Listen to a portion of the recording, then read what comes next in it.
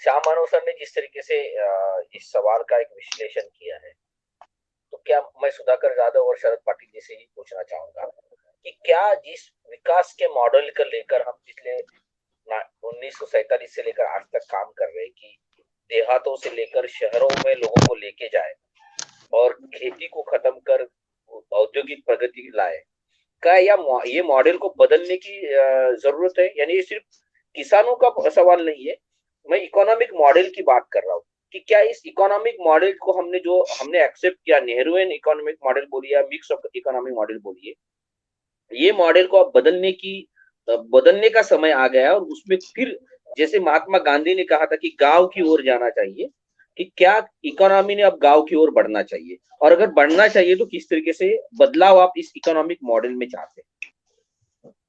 शरद पाटिल साहब से मैं पहले जवाब चाहूंगा। हाँ, ऐसा है कि गांधी जी ने जो कहा था गांव की तरफ चले, गांधी जी का जमाना अलग था, ये जमाना अलग है।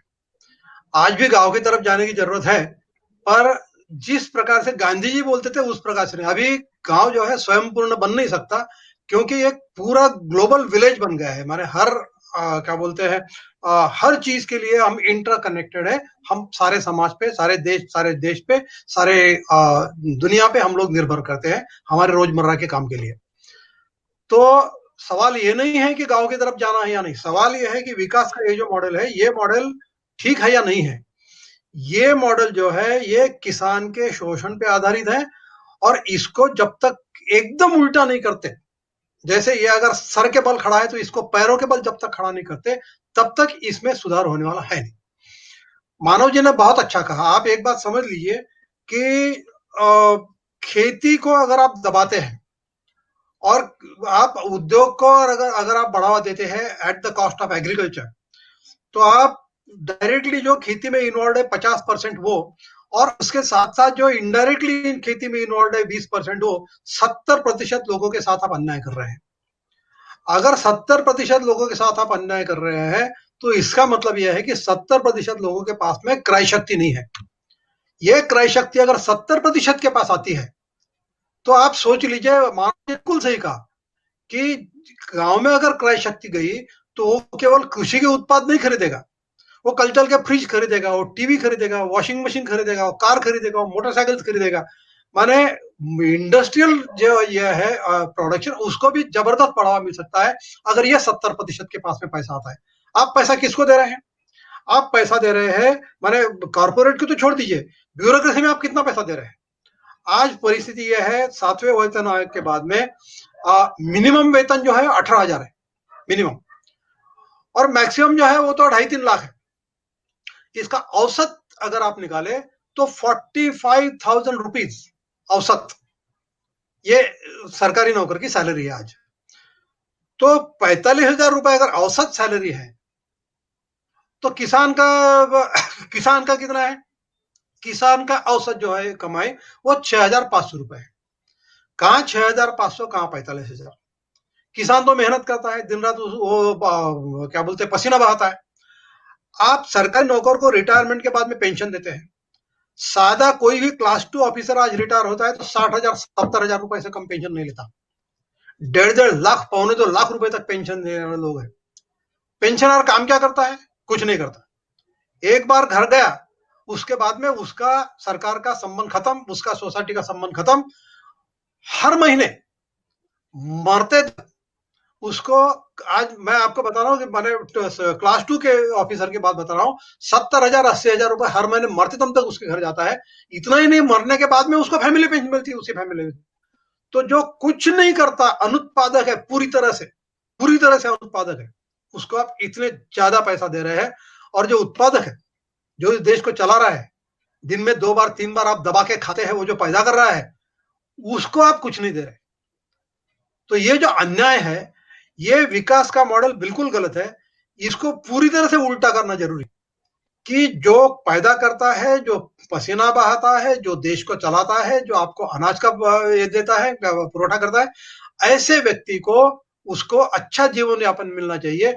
बाकी लोगों के लिए मैं शिकायत ये नहीं कर रहा हूं, मैं ये नहीं कर रहा हूं कि भाई सरकारी नौकरों को पैसा नहीं मिलना चाहिए, उनको भी मिले, कोई बात नहीं, उसको मेरा उससे विरोध नहीं है।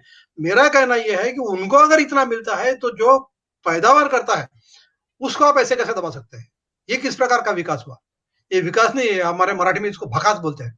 अपने सारे सारे जो गांव जो है, गांव का आपने पूरा सत्यानाश कर दिया। आप अभी गांव में जाके देखिए, मैंने आपको ऐसा लगेगा कि एक एक दिन रुकने की इच्छा नहीं होती। सारे के सारे वहां के जितने भी एबल बॉडीड लोग हैं सारे शहर में आके बैठ गए हैं, झोपड़पट्टी में रहते हैं। वहां पे पोल्यूशन रहता है, गंदगी रहती है, गुनहगारी रहती है, वहां पे उनको मजबूरन रहना पड़ता है।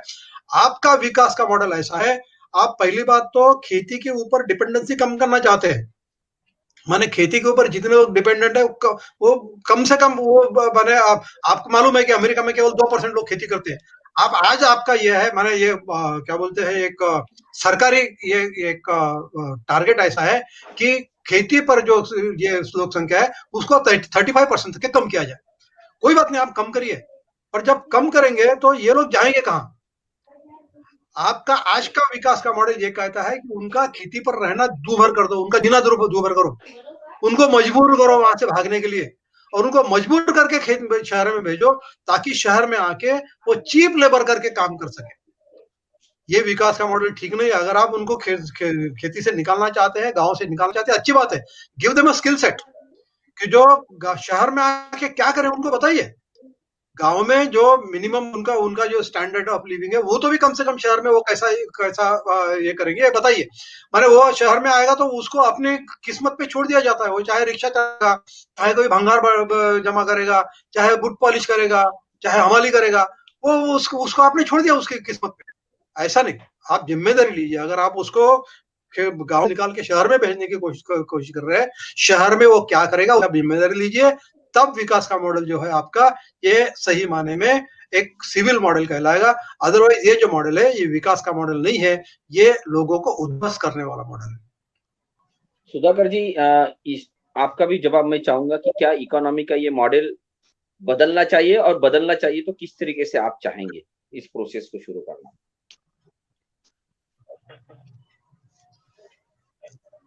दरअसल इकोनॉमी का ये मॉडल बदलने की जरूरत है, पर आज जो हो रहा है, जैसा पाटिल साहब ने कहा कि आदमी मजबूरी से बाहर जा रहा है खेती की, तो वो मजबूरी से बाहर नहीं जाना चाहिए, उसके मर्जी से जाना चाहिए।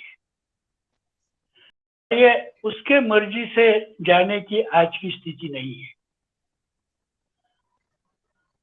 इसलिए एमएसपी का जो महत्व है वो इसलिए है कि आप देखिए, यानी इस आंदोलन को अगर ठीक ढंग से हम लोग समझे हैं तो ये आंदोलन इतना बड़ा होने का क्या कारण है? क्योंकि उनको एमएसपी ठीक से मिल रही है। लगभग 90% लोगों को मिल रही है, जो बाहर की स्थिति नहीं है। लेकिन पंजाब हरियाणा की ये स्थिति है, इसको हमको समझ लेना चाहिए। अब ये स्थिति होने के बाद आप देखेंगे कि पंजाब के लोग कहाँ कहाँ फैले हुए हैं। वो कोई पंजाब में ही बैठे नहीं है, वो बाहर निकले हैं, वो खुद होके निकले हैं, और खुद होके निकलकर उन्होंने अपना साम्राज्य दूसरी जगह बढ़ाया है, कनाडा तक बढ़ाया है। तो ये स्थिति एमएसपी के कारण पंजाब में आ गई है, और इसी के कारण उसको आंदोलन का जो जोर है इतना, तो ये स्थिति नहीं बदलनी चाहिए, इसलिए है। अब आप जिस मॉडल की बात करते हैं कि गांव की तरफ जाना चाहिए क्या, या ये गांव की तरफ जाना या शहर की तरफ जाना, ऐसा सवाल नहीं है। आदमी खुद को सम्मान के साथ कहाँ रह सकता है, वहां जाना है उसको, और वो जाना है तो उसके खिस्से में पैसे चाहिए। ये पैसे के साथ ये उसका सम्मान का जीना जुड़ा हुआ है। और ये आज की जो खेती की स्थिति है उसमें ये संभव नहीं है। दरअसल जो बड़ी समस्या है खेती की वो तो है ही कि बहुत सारे लोग उस पे हैं जिनका काम नहीं है, उनको खेती से अलग करना चाहिए। लेकिन अलग करना चाहिए माने उनको भगाना चाहिए ऐसा नहीं है, तो उनको बसाना चाहिए। तो ये बसाने की नीति कहीं भी नहीं है। ये जो 3 कानून बने हैं, आप मुझे ये बताइए कि ये कैसे होगा? एक खेती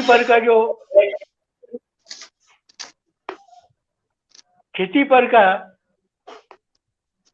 जो भार है वो ऐसा कौन सा है ये 3 में से जिसमें से कम होगा? ऐसा एक भी कानून नहीं है 3 में से कि जिसमें खेती पर का भार कम होगा।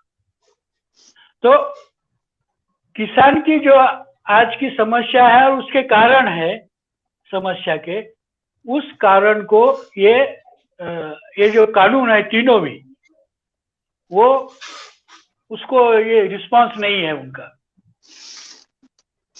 उससे उनकी समस्या हल होने वाली नहीं है।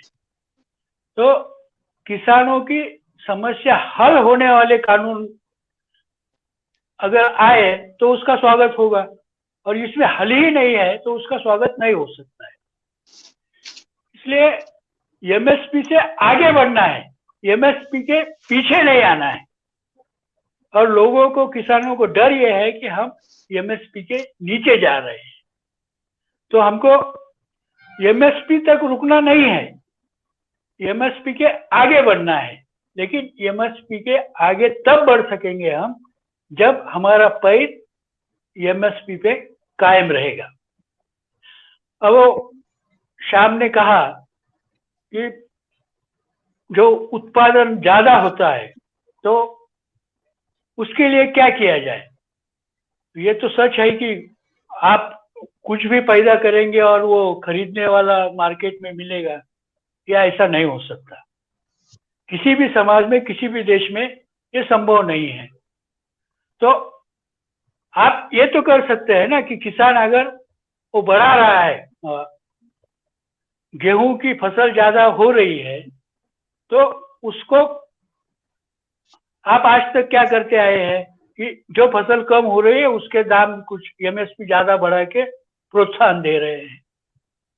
तो कुछ फसलों के लिए अलग से प्रोत्साहन देने की बात पड़ेगी। यानी आप पैदा ही कम करो,